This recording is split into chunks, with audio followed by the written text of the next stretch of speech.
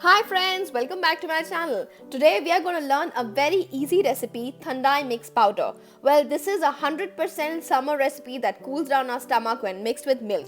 If you have a little picky eater who doesn't like milk, then add a tablespoon of this mix to give that boring milk a new taste. Also, I shall be sharing more recipes in the days to come with this mix. So let's get started with this recipe now. In a medium-sized mixing bowl, take about 3/4 cup of almonds and 1/3 cup of cashews. Into it, add about 1.5 tablespoons of khus-khus or poppy seeds. You would get this in your local Indian grocery store. Add about 1.5 tablespoons of saunf or fennel seeds. Add about a tablespoon of dried rose petal.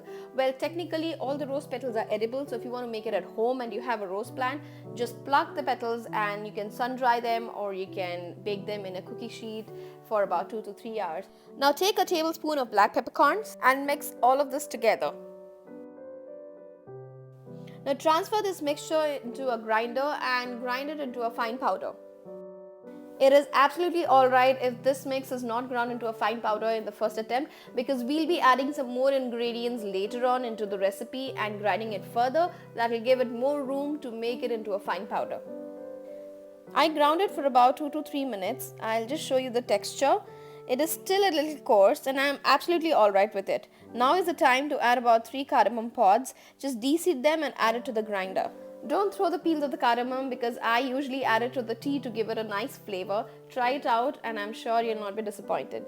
Now add in the sugar into it and grind it into a very fine powder. It took me about 3 to 4 minutes to grind it into a fine powder. Please ensure that it is ground finely so that when you mix it with the milk to make it a thandai, the bits and pieces of the nuts don't come into your mouth, especially the kids, they don't like it. Now that our thandai mix powder is ready, just take it out and let it cool down a little bit and store it in an airtight container. You can keep it in the refrigerator for a longer shelf life, but trust me, it gets over soon. Thank you so much friends for watching this video. I hope you liked it and you'll soon try making this at home. Do let me know how did it turn out. You can also follow me on my Instagram handle and my Facebook handle with the name The Hungry Taurian. You can have a look at the recipes, and if you like something, please DM me. I would love to make it for you and share it on my YouTube channel.